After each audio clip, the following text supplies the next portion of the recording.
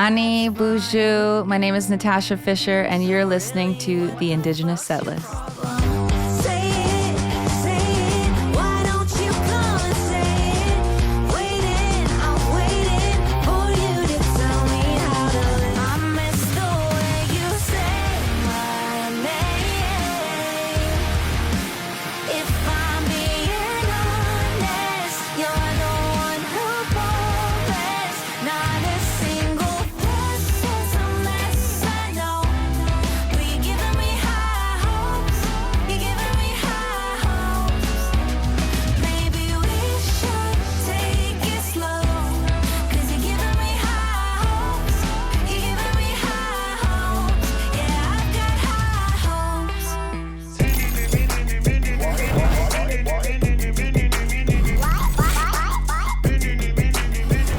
Feel on the outside of both, but yet you belong to both. That longing and that loneliness was a big part of why I decided to create music.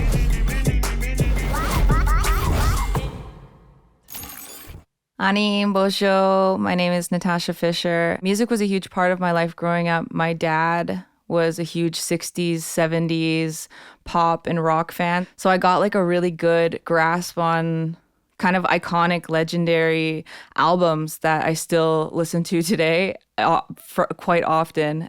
Then I had an older sister and she was like a little bit of a punk. So she liked the Sex Pistols and the Ramones and The Cure. She influenced me in my taste and digging a little bit deeper into the grungier side of things. You know, the first time I listened to Radiohead was from my sister, and I was absolutely blown away.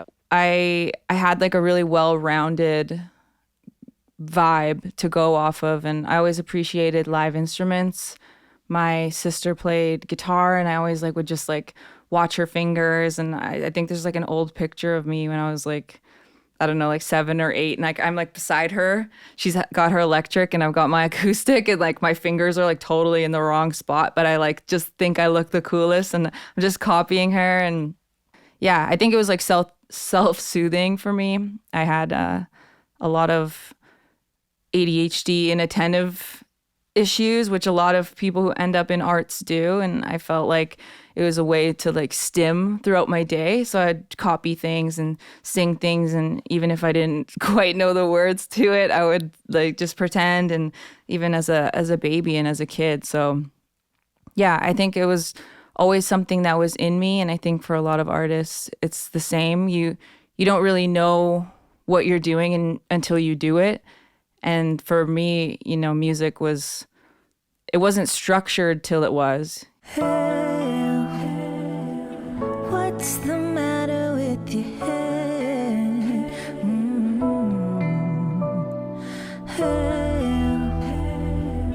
What's the matter with your mind? I don't know. There's so much to it. I think when you're a kid, ADHD makes you feel stupid. And that's a huge like catalyst for a lot of insecurity, like because you don't learn the same way as other people. So my whole life I was like, I think I'm an idiot. That's probably what it is. And then it transfers into other things.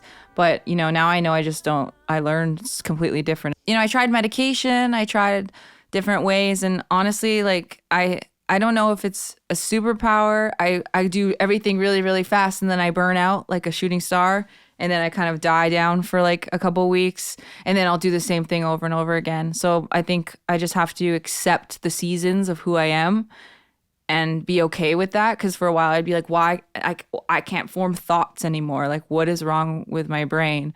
But I think it's just, it does. It fires on all cylinders and you're like a genius for like 3 weeks. And then like, I don't know how to speak, you know? So, and like I need to sleep a lot and like eat snacks. So, and I think it's like same with a lot of like addicts. A lot of people who struggle with addiction also struggle with ADHD because our dopamine receptors and our serotonin is all thrown off. So it's like I was always trying to like find something to like chill out or like find something to go or find something, to like quiet the noise. And I think that's also why a lot of musicians are both addicts and ADHD people. So like it's all just like this endless loop of trying to find something to like fix your brain. Took a lot of me to love and leave you, but it's a lonely life to lead without you. Took a lot of me to love and leave you. My dad was like this, you know, a little tough exterior, soft interior, Ojibwe man. And so I sang him something. I think it was like Jesus Take the Wheel by Carrie Underwood or something I heard on like American Idol. And he was like, okay, you're pretty good. Like, let's put you in some lessons. So I got put in like choir, and I hated choir. I was so bored. There's like videos of me doing like live choir performances, and I'm like yawning in the front row. Like, I just hated it so much. And yeah, and then from that moment on, I think I got more structured with it, and I just sang. I sang as much as I could. It shut my brain off in a good way, and allowed me to be present in the moment and come into a space in a good way. And yeah, I'm happy that I never lost that feeling, because that's still how I feel today, you know?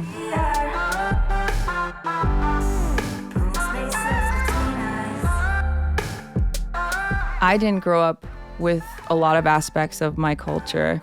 I grew up, I'd go to, you know, a powwow a year and see, you know, go to community events, and I just didn't have those aspects in my home. I grew up mixed. My mom is first generation Canadian from Finland.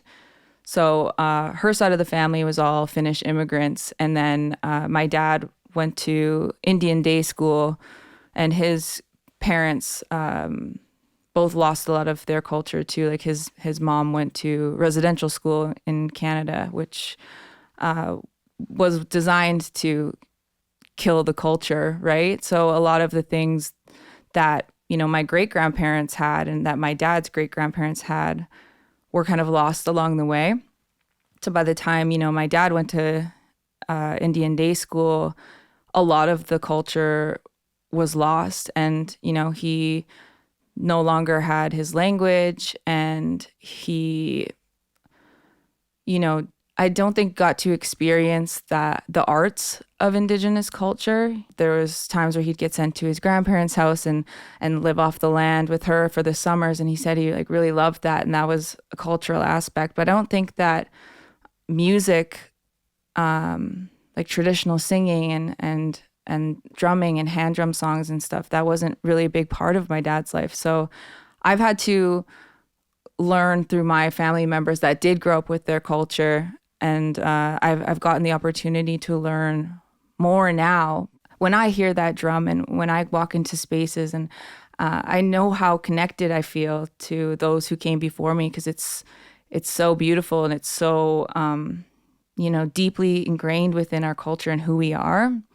So I'm grateful now as an adult and as somebody who's had to learn through the, you know, graces of my family and through the ones that came before them. And, you know, I'm grateful that I have aspects of that now. And I think that maybe that part of just always feeling like I was on the outside of something, that's what made me grasp onto music so deeply, because when you create music with people and you create arts with people, like you form this deep bond, and it's like something forever forms, and it's like a family thing. So I think that longing and that loneliness was a big part of why I decided to create music.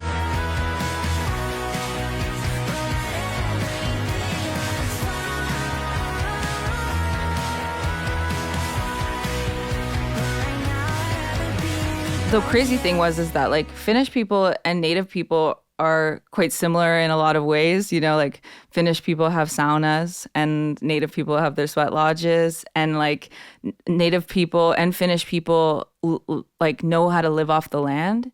And in Finland, a lot of the same like traditions and cultural beliefs about like honoring the land and respecting the land, those are all very similar. And Finnish people have, you know, Finnish folklore and a lot of oral storytelling the same way as Indigenous people do. So I think, when my parents met, although they had vastly different cultural upbringings and they look completely different, they found a lot of common ground when it came to like just the respect for the land and the storytelling aspects.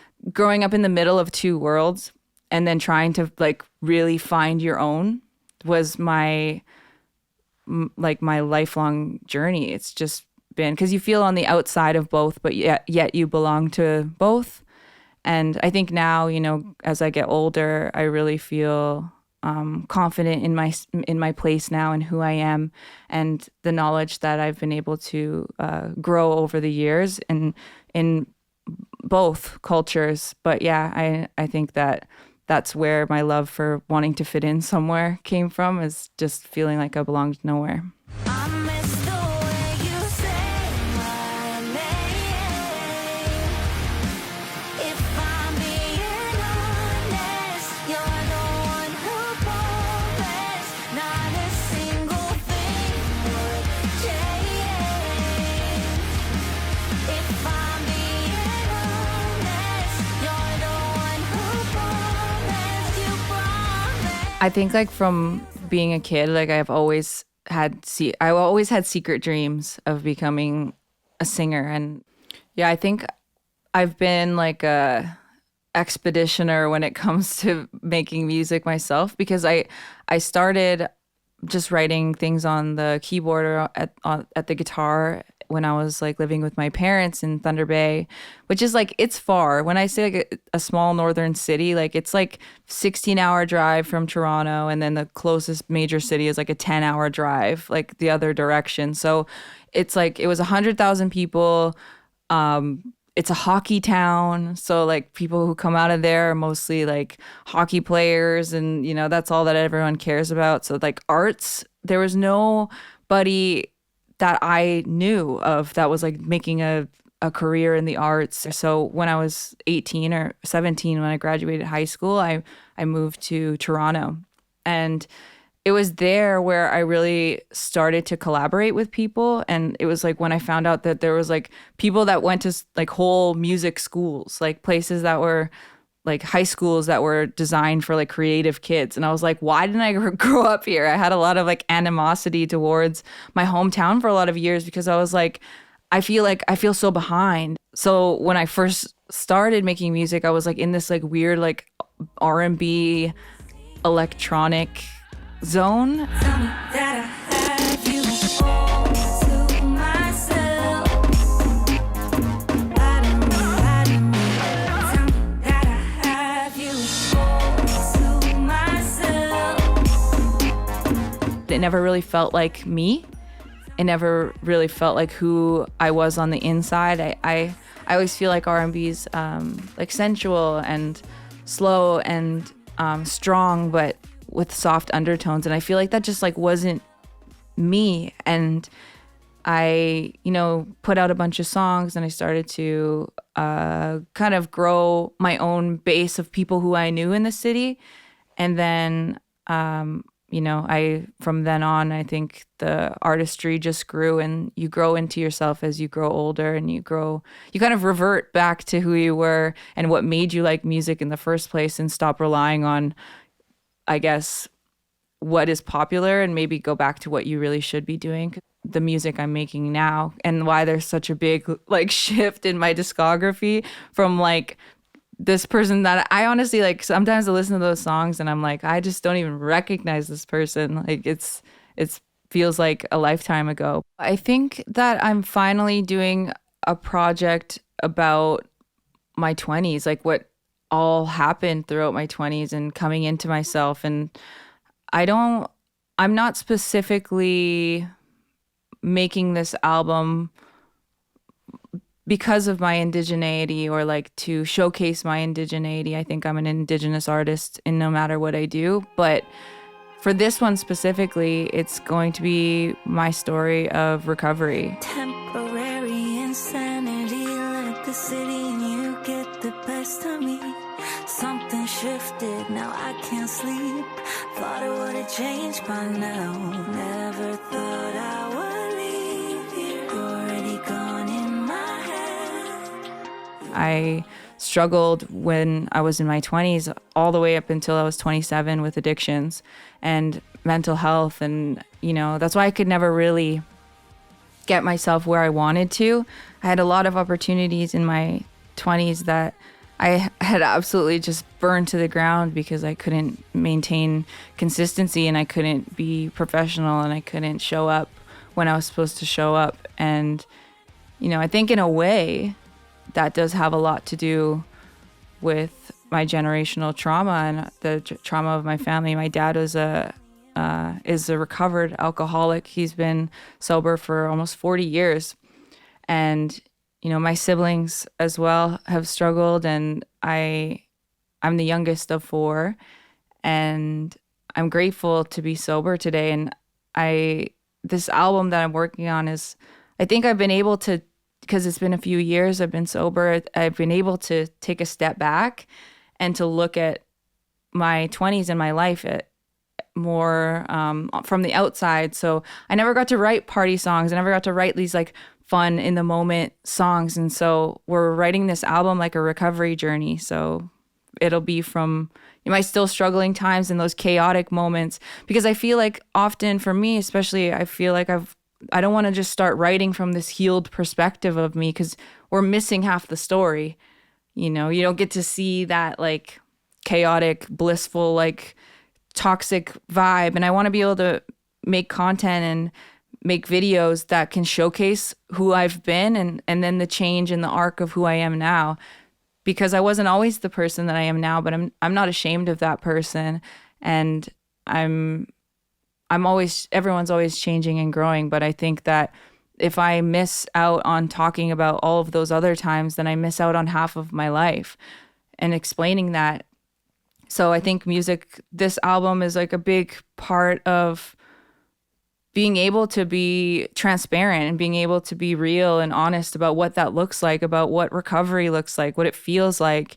And that longing and that lostness that I felt when I was a kid, it all just kind of, I tried to fill that void so many different ways. I tried to fill it with alcohol. I tried to fill it with drugs. I tried to fill it with fake friends. I tried to fill a void with so many things. And now I feel like giving my whole life to music and creativity and to my culture, I think has helped me fully recover and be able to create and make space for, just beautiful things, more beautiful things. I'm seeing everything a different way. I'm just a hue of who I used to be. I think a lot of my last releases I wasn't able to get there yet. I was still very much over the last couple years healing and recovering. And I think when you're still in it, you can't go back and review it yet.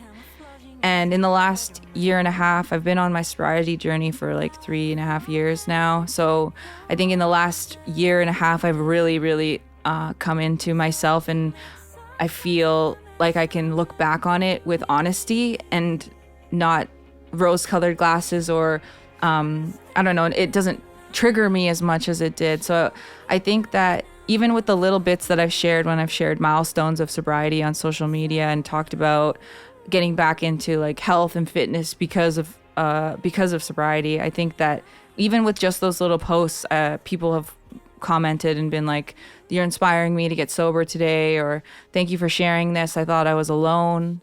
Things like that. Like that means so much more to me than like a million streams ever could. My goal, I guess, is to be that for other people. That means so much to me. So I think with this next project, I'm able to actually go in deeper and talk about it. A lot of the other songs that I've released in the last little while are like more mysterious about it. I like personify it with a person or a situation or a scenario. But this one is more about my own experiences. And there's like a longing that comes with that. And I think that that's like the theme of the whole project, is like this longing aspect for more.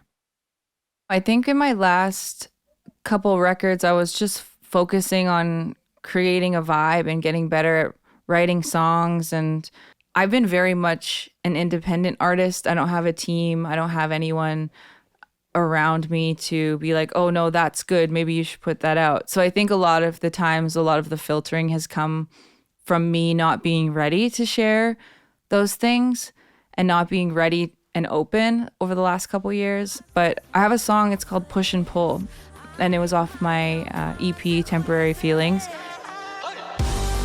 Gonna push and pull my soul while it's trying to let go. It's just up and down, side to side, back and forth. Gonna push and pull my soul while it's trying to let go. Yeah, it's just up and down, side to side. That's fully about wanting to end your life because of addiction. And it doesn't sound like it. It's very much like it's like a driving song. It's like pushes forward, and it's about like, but it like that really was a down moment in my life, and I wanted to write about how desperate it feels to just constantly wake up and feel like hopeless. And that song, I think, it doesn't sound like how it feels to me. So I think that that one can be kind of tricky because I know what it's about, but a lot of people don't know what it's about. But I just, when I sing that live, I always kind of share my sobriety story briefly and say that that's what this song is about. And I hope that people can get something out of that one.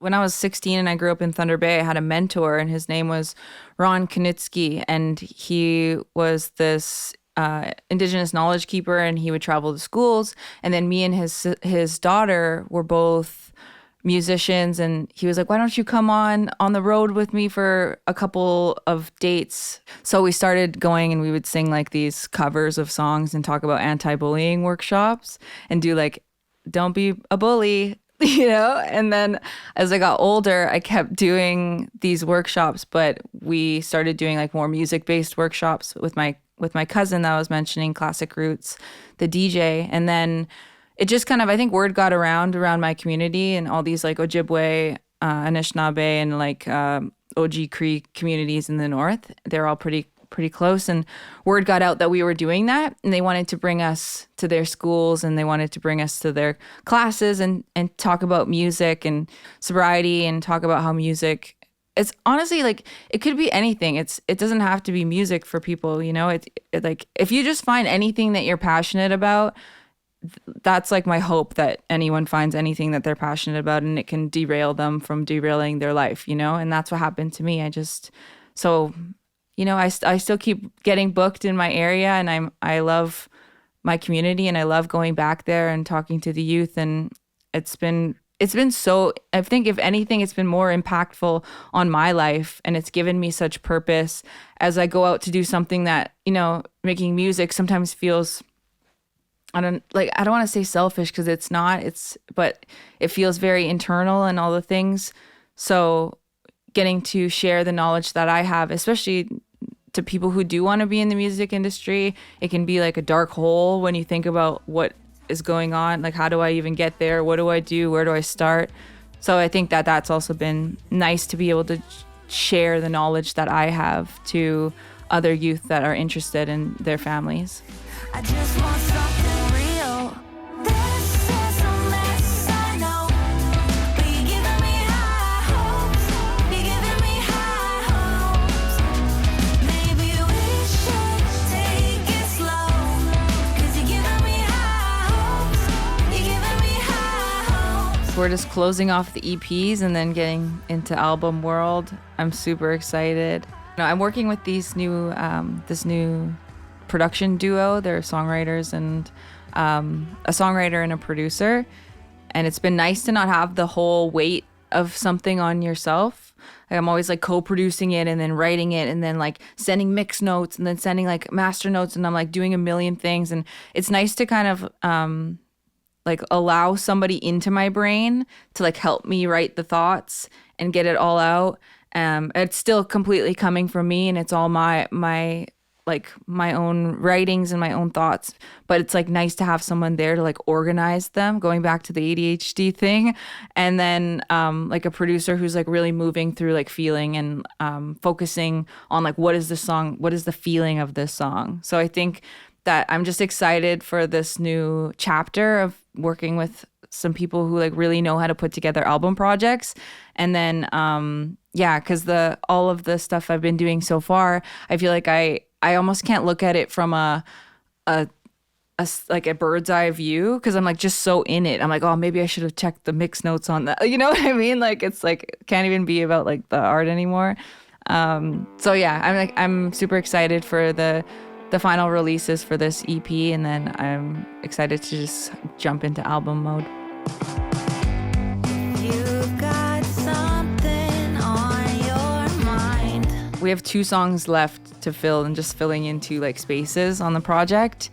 But it's going to be 12 songs. It's going to be released over the year. From like 3 singles are going to come out in 2026 and then 6 in 2027.